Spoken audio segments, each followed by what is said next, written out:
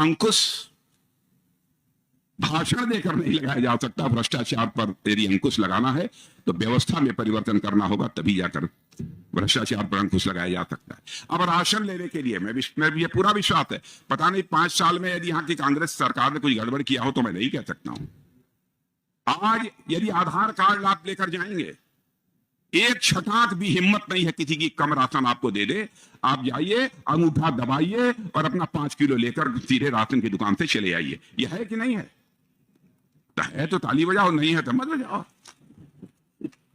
हम कैसे जानेंगे है कि नहीं है? क्योंकि बहनों भाइयों, में कोई बात झूठ नहीं बोलना चाहता।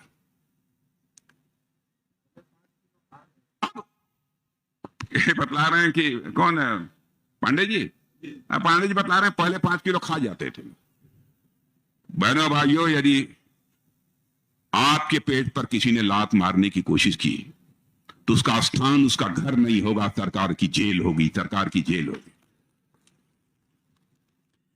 गरीब जिसके पास बीमार हो जाने पर इलाज कराने की व्यवस्था नहीं है, 5 लाख रुपए तक का मुफ्त इलाज, आयुष्मान भारत योजना। और बहनों भाइयों, आगे और देखते जाइए, कल हमारा चुनावी घोषणा पत्र जारी होगा, उसके पहले मैं कुछ नहीं कहना चाहता।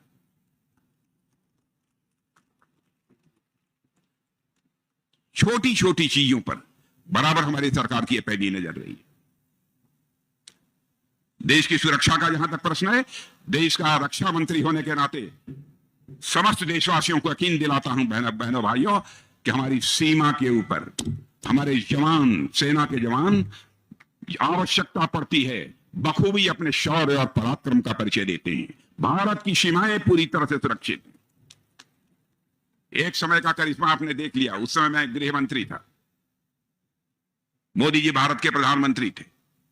कुछ लोग हमारे देश की सीमा में हमारे पड़ोसी देश से घुसकर और रात के समय सोए हुए हमारे जवानों के ऊपर कातलाना हमला करके चले गए। उरी या पुलवामा की 2 घटना हुई। उसके बाद जो हुआ आपको मालूम ही है, एयर स्ट्राइक, सर्जिकल स्ट्राइक। और हमने सारी दुनिया को संदेश दे दिया, भारत के अंदर वह ताकत है कि भारत जरूरत पड़ने पर इस पार भी मार सकता है, जरूरत पड़ी तो उस पार भी जाकर भारत मार सकता। लेकिन अब कांग्रेस के लोगों की हालत देखिए, हमारे सेना के जवानों से पूछते हैं सर्जिकल स्ट्राइक हुई, एयर स्ट्राइक हुई, इसका प्रमाण आपके पास क्या? जो अपनी जिंदगी हथेली पर लेकर भारत की सीमाओं की रक्षा कर रहे हैं, उनसे पूछा जा रहा है क्या प्रमाण दीजिए। कहां ले जाना चाहते हैं आप इस देश को? बहनों भाइयों, हमारे प्रधानमंत्री के रहते मैं दावे के साथ कह सकता हूं कि भारत का मस्तक ये झुकने नहीं पाएगा, किसी भी सूरत में भारत का मस्तक झुकने नहीं पाएगा। हम लोगों ने बहुत सारे काम किए हैं, सारे कामों की चर्चा करूंगा तो लंबा समय लगेगा। हम सबको यहां सफलताएं मिली हैं, वहीं पर हमको कुछ असफलताएं भी मिली। आपने देखा कि हमारे वैज्ञानिकों ने चंद्रयान 2 कोशिश की कि हमारा कोई भारतीय चंद्रमा पर पहुंच जाए। अब चंद्रमा अब सूर्य तक भारत पहुंचना चाहिए, यह भी कोशिश हो रही है। जब चंद्रयान 2 तैयार करके हमारे वैज्ञानिकों ने कोशिश की वहां तक पहुंचने की, बहनों भाइयों नहीं सफल हो पाए।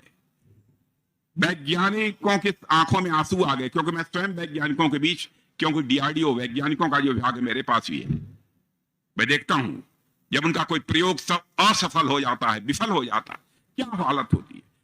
जैसे लगता है घर में मातम छा गया, सभी रोने लगते। एक बार तो मैं बैठा था, एक ऐसे ही मिसाइल छोड़ी गई थी,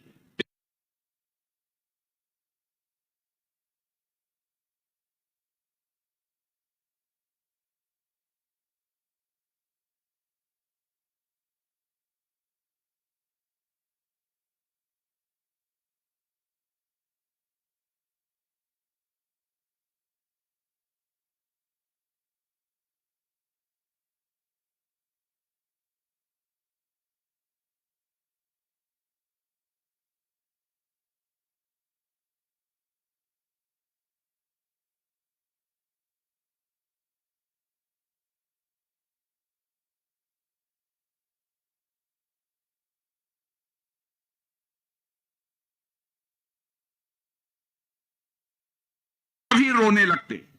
एक बार तो मैं बैठा था, एक ऐसे ही मिसाइल छोड़ी गई थी,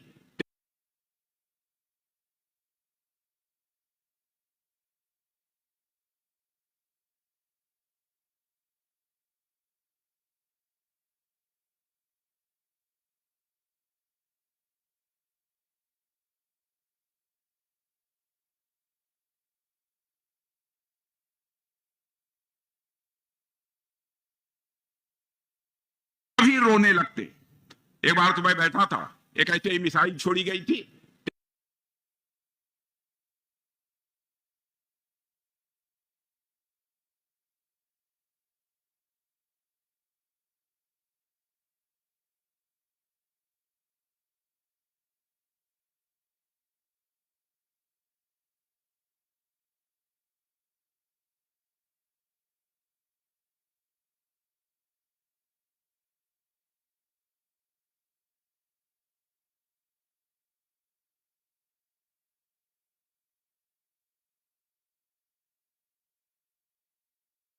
प्रधानमंत्री ने किया।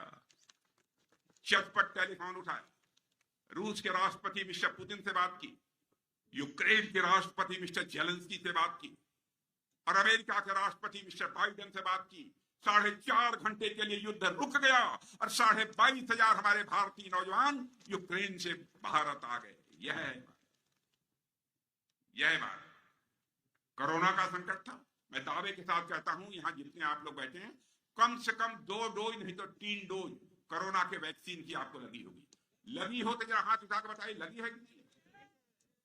और आज मैं आपको बतलाना चाहता हूं, शायद आपको भी जानते, इवन अमेरिका जैसे विकसित देशों में भी सबको 2 डोज 3 डोज कोरोना की नहीं लगी है। लगी है तो केवल भारत में लगी है। 1 पैसा भी आपका खर्च नहीं हुआ।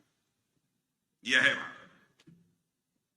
दुनिया के राष्ट्राध्यक्ष कह रहे हैं विश्व में 21वीं सदी किसी की होने जा रही है तो भारत की होने जा रही है। मेरे बहनों भाई, भारत की होने। मैं रक्षा मंत्री हूं।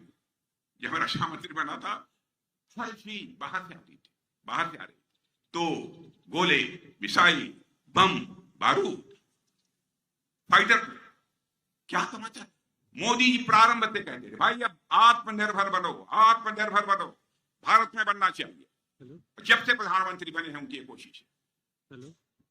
बहन भाइयों, आज आपको जानकर खुशी होगी, हम 600 करोड़ का एक्सपोर्ट करते थे 2014 के पहले।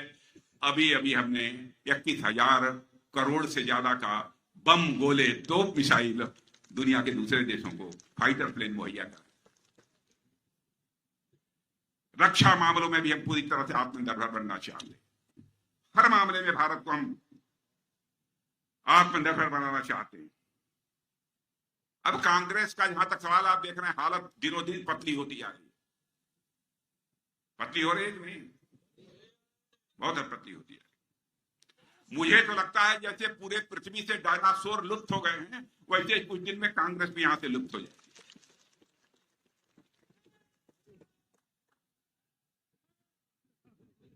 और कल मैं उत्तराखंड में था, सार्वजनिक सभाओं को संबोधित कर रहा था, तो कुछ वहां पर थोड़ा सा कांग्रेस पहले कुछ थी, कुछ दम था। तो मैंने वहां की जनता से कहा, ऐसे ही बहुत भीड़ भाड़ थी, बड़ी अच्छी खासी संख्या में जनता थी। मैंने कहा साहब अब वहां कांग्रेस की सरकार भी कुछ दिनों तक रही। अरे मैंने कहा भैया कांग्रेस को छोड़ो, अब कांग्रेस पहाड़ चढ़ने लायक नहीं रह गई है, अब काफी बुजुर्ग हो गई, काफी बुजुर्ग हो गई। आप देखते होंगे रोज आपस में मारा मारी मची है। लोग पार्टी छोड़कर, कांग्रेस छोड़कर भारतीय जनता पार्टी में, यह हालत हो गई। आप लोगों ने टीवी देखते हैं कि नहीं? आप लोग देखते हैं? बिग बॉस का शो देखा है? बिग बॉस का शो कितने लोगों ने देखा, जरा हाथ उठाइए। अरे वाह, बहुत लोगों ने देखा है ना। उस बिग बॉस का जो शो होता है, एक दूसरे का कपड़ा फाड़ते हैं, यही होता है बिग बॉस के शो में।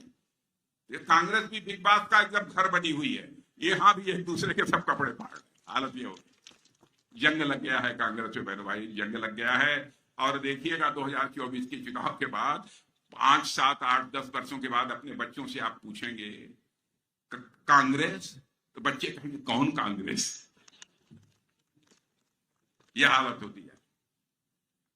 मैंने भाइयों आपका समर्थन और विश्वास चाहिए। आज ये जनसमूह देखकर मुझे सचमुच बेहद खुशी हुई है। और हम अपने प्रत्याशी भोजराज जिंदाल, पहली बार इनको मैंने देखा। जब टिकट तय होता तब तो मैं रहता हूं, जब जब दिया जाता है तब तो मैं रहता हूं। इधर देखिए,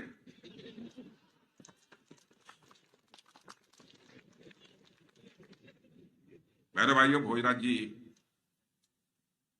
चेहरे से ही संत लगते, प्रकृति से भी संत, सहजता सरलता पराकाष्ठा की है। इनको नक से लेकर शिखा तक देखिए।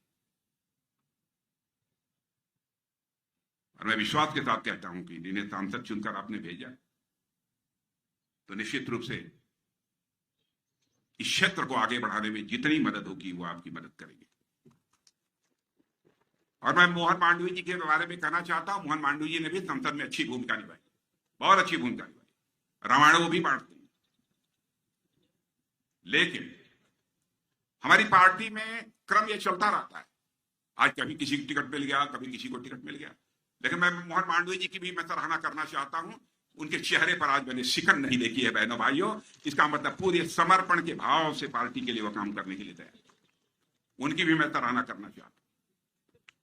तो भोजराज जी, जनता ने तो मन बना लिया है आपको संसद में भेजने का।